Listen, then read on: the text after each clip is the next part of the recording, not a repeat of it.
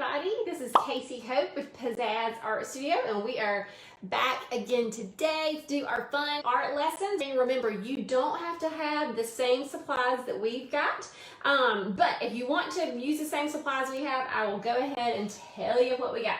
So we've got watercolor paper. I like the thick, good watercolor. We've got our pencil and eraser. I need to find a better pencil. I'm looking around. I just now noticed this pencil is not so great. It's kind of worn out. Here, I've got another pencil right here. We've got a pencil and an eraser. I am using the Crayola Super Tips today. I'm going to turn those into watercolor. And then a big old fat Sharpie marker. It does not have to be a fat Sharpie marker. That just happens to be the one that I'm using today. It does need to be a permanent marker of some sort though. And that is about it. Now remember, if you don't have these materials, it's okay. You could learn to draw this and draw it and then color it with crayons. You could learn to draw this and put it on a canvas and then paint it. You could learn to draw it and then do it with markers, okay? Oil pastels, anything that you've got, you can use to add the color. All right, so if you have done this with us before, you know we like to start with a shape that we recognize. So we recognize this shape right here. It's kind of a triangle. So we are going to kind of small, it's not going to be huge, we're going to do a little triangle. Okay, so upside down triangle. Then we look and we see, okay, now at the top corner of this triangle, it loops around and comes down to the bottom of that triangle, and then it does the same thing on the other side. So we are going to start right here at this corner, and we know that we're going to loop it around and bring it down to the nose, okay? And we'll try to do it sort of big, not huge, but not really small either. Okay, to there. I'm going to do the same thing. And it's pretty impossible to, it's not impossible, but it's hard to make these completely symmetrical. So no worries if they're, if one's really a whole lot bigger than the other one, you can erase it. But if they're pretty close, then you're okay. Hey, Beverly from Indulgent Salon. I'm so sad of the news that y'all are not opening.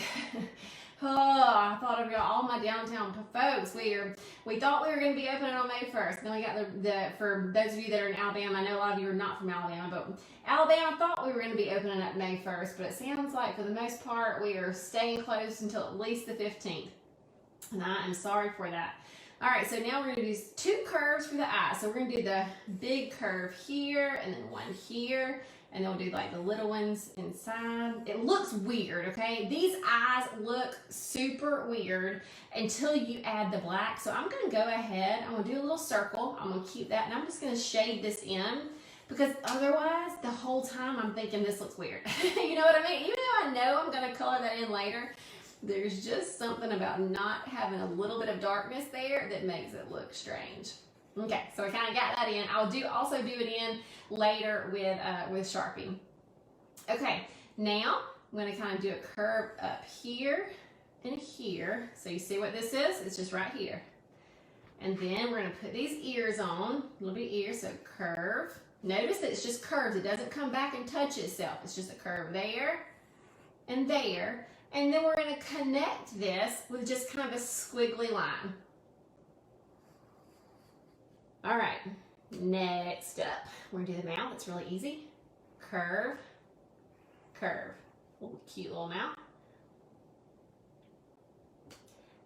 Then this next part is my favorite part. This is a lot of fun. We're gonna do the mane all around here, and notice that it does not touch the head. It's out here, it's jagged lines, but it does not like start on the head and come back to it. It's okay, it's way out here. And it doesn't touch this center point. So you can just have fun, woo, doing some jagged lines and doing a big old mane. All right, that's my favorite part of the whole thing. Okay, and then we're gonna go down here and do some legs and feet. Now, these are just kind of cartoony legs and feet, okay? So we're not gonna stress too much. We're gonna do two lines and then curve, curve, curve, two lines, curve, curve, curve, okay? Now, does that look like a realistic lion's feet? Nope, and we're not gonna worry about it, okay? Now, we're gonna start here and kind of do a big, just a circular, fat little body. And notice it will jump behind these legs. So I'll start here When it gets here, I'll just kind of jump around it. And then if it looks too fat, you can erase it, tweak it however you want to. And then for the tail, you'll just go up, up, and add a little something there, okay? On the whiskers, it's just 3 lines. And there you have your drawing, okay? Mine does look a little bit fat. I'm gonna find me an eraser. It looks a little fatter than I want it to look. I'm just gonna shave off a few pounds right here, just a few pounds. It's a lot easier to do that when you're drawing than in real life. All right.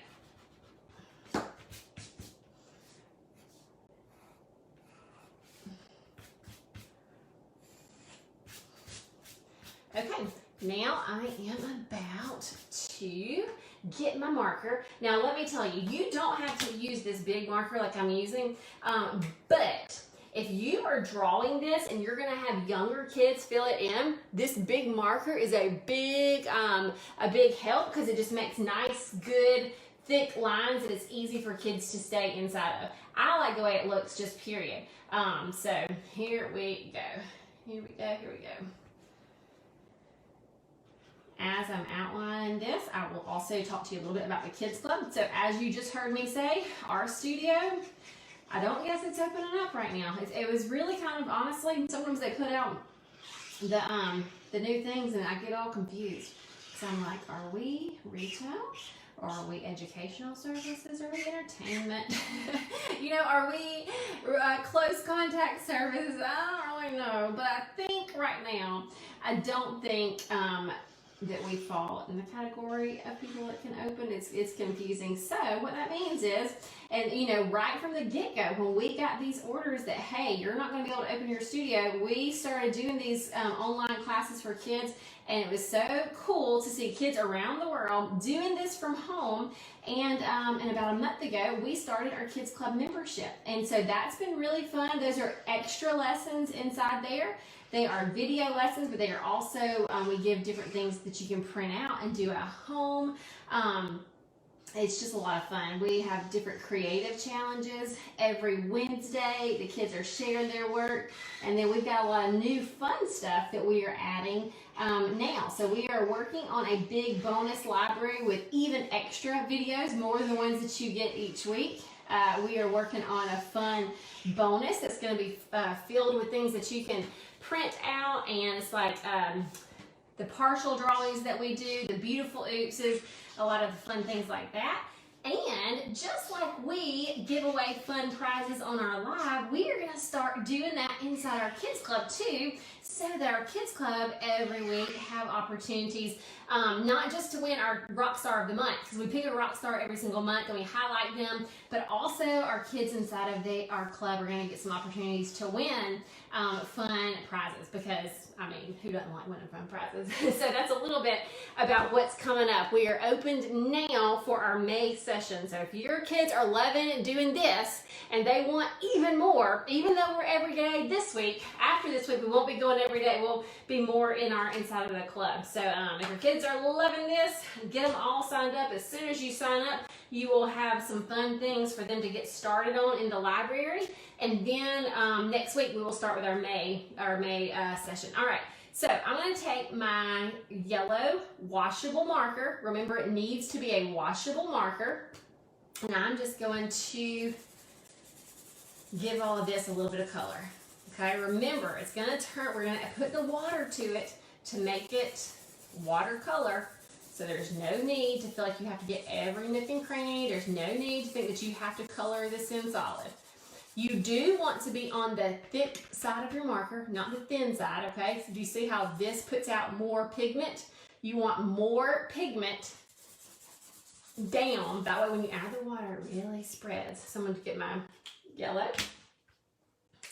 And then on my orange, I'll kind of do just the orange. Everywhere else, again, not coloring perfectly, just getting that pigment on.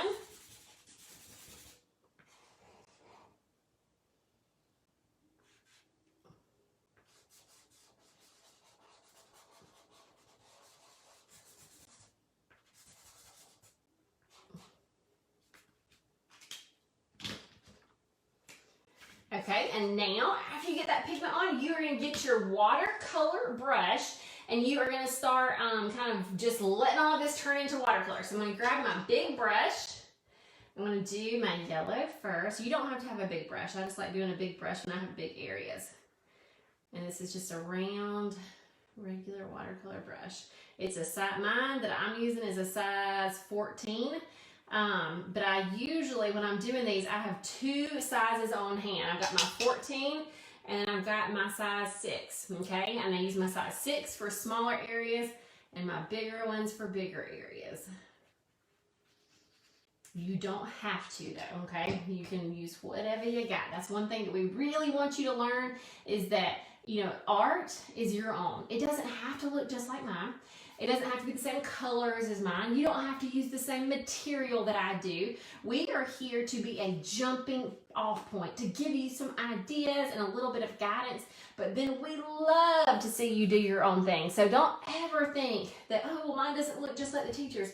Hey, we love that, okay? We love it when you add your own little flair. All right, so there I've got that. I'm gonna clean my brush. Come in, I'm going to be kind of careful right around the lion's mane here. I don't want it to touch too much because we know when those two colors touch, they're going to bleed together. So we're going to try not to touch it. It wouldn't be the end of the world if they did because they are the same color family, so it'll be all right. And then I'm going to swap to my smaller brush to get these smaller areas.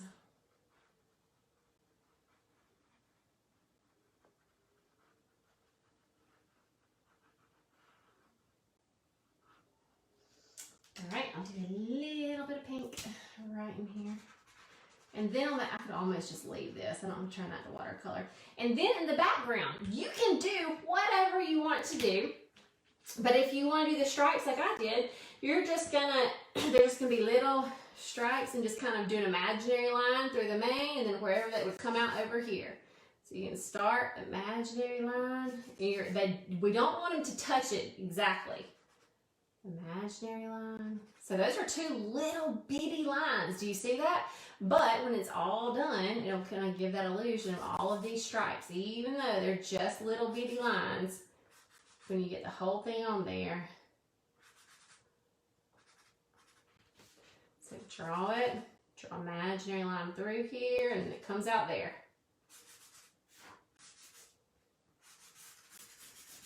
Okay, if you want to put in a little bit of a darker blue, well, I thought I had darker blue out, but I don't see it. But if you wanted to work in a different shade of blue in there, you could do that too.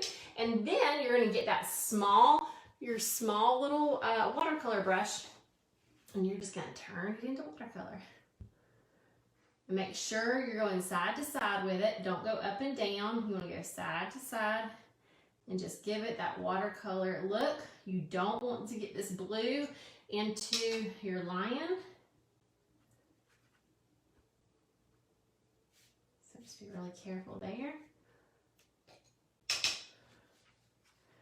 And then there you have it, y'all. A super cute, fun drawing, a quick way to add that color. You see that even this one is not the same as this one. I drew both of them, but every time I do it, it's a little bit different. So if even this one is not the same as mine, you don't get upset if yours looks a little bit different, because we love to see everybody's variety. I can't wait to see what you create. All right, see ya.